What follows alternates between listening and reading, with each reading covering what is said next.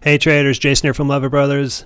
This is one part of a short series where I'm going to be talking through some trades. Instead of doing like a 30-minute video, I'm going to break it up into smaller bite-sized chunks. Everyone should build a library of trades they've done and charts they're following, which can then be studied. Okay, this is essentially what I'm going to be doing here, just talking through charts and setups and trades. If you do this enough, you'll train your eyes to see opportunities. Okay, you'll train yourself in how to manage trades. Trades tend to fall into two different categories. Either the market is doing really well and charts of individual stocks are doing well, so you don't have to be overly detailish with entries. You just need a pretty good entry. Okay, in this case, striving for perfection will cost you. Or the market is less clear, so we need to be more technical and exact with entries. So some of these charts have exact entries. Others I'm just getting into because everything looks great and I don't need to be overly exact with everything. All right, so let's go through it. All right, here's SYM. I like the sequence here. You're going to start hearing repeats. So we got a nice rally here, really strong volume, higher high. Okay, it takes out that high, takes out the high there. Then the stock fades backwards, and then it breaks out. And then it fades sideways, and then it breaks out again. Okay, this type of sequence happens all the time where you get a bottoming pattern, lots of energy required to push to a higher high, but the stock fades sideways or down, breaks out, fades, in this case sideways, and then breaks out again. Really good sequence here. You can use indicators to help time with entries and such. Moving averages also help because they identify key levels. You can see the 21 offered support there, the 21 offered support there. Lots of good stuff here just from the sequence of price movement. TripAdvisor obviously fell on hard times, been a weak stock for a long time. You can see big gap down over here, big gap down over here.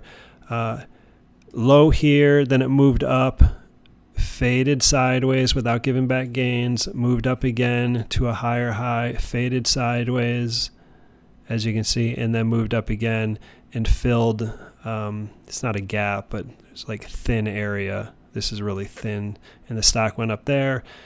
Target hit, and then with such a weak stock, you're not going to hold into earnings, so to me, you're not going to be in when that happens. But a stock like this is tradable. It could be a complete garbage stock, but it could still rally 30, 40, 50% in a month or two, and there are trades to be had if you look for them.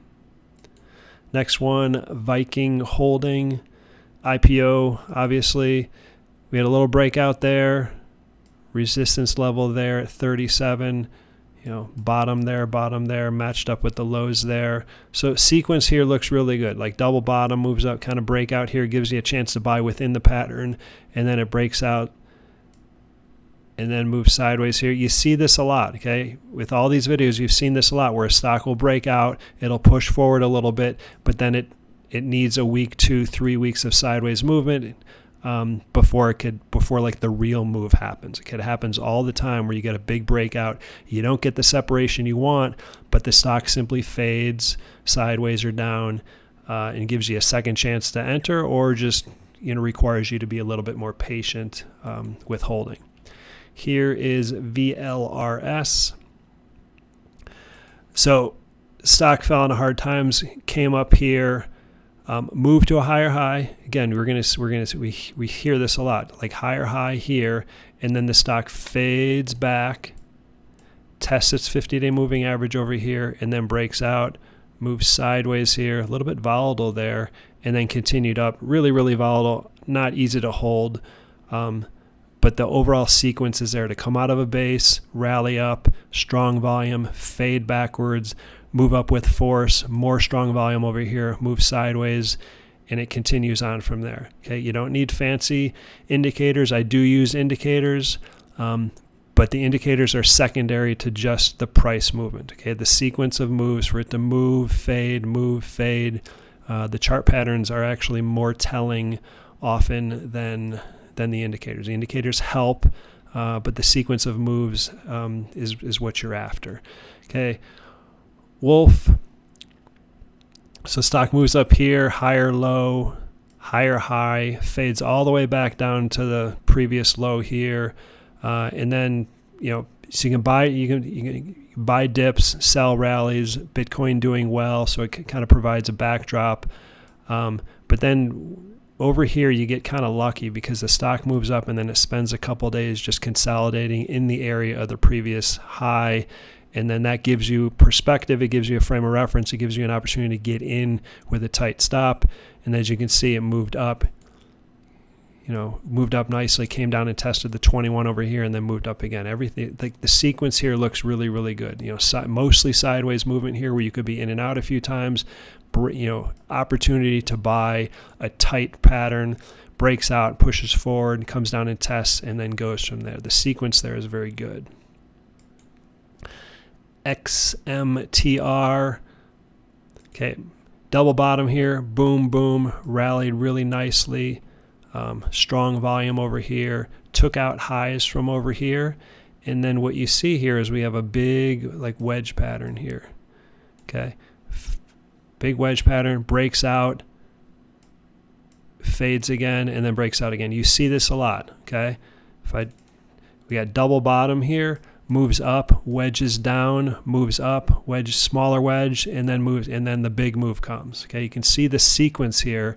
It's just really, really beautiful. I'm gonna do this from scratch, just so you can really see it. Double bottom, and then large wedge to consolidate the gains, and then smaller wedge, and then boom, it goes. You see this all the time. A lot of traders, they want the stock to move straight up.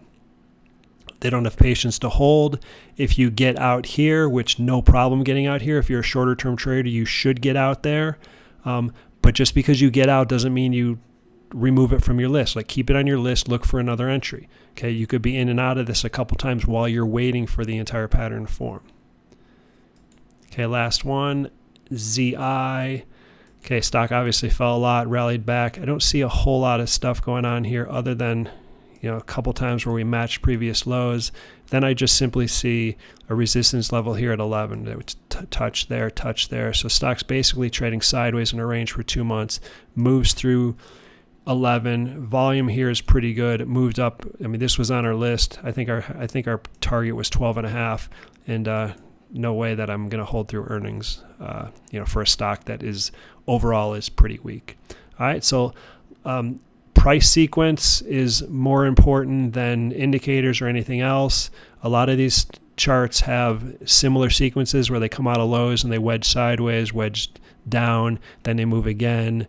Lots of trades to be made. You only need 1 or 2 really good trades with some size each month to really make it as a trader. You don't need to be that active. You don't have to have a lot of trades on. You don't even have to have a high winning percentage. You just need to nail 1 or 2 good ones each month with some size.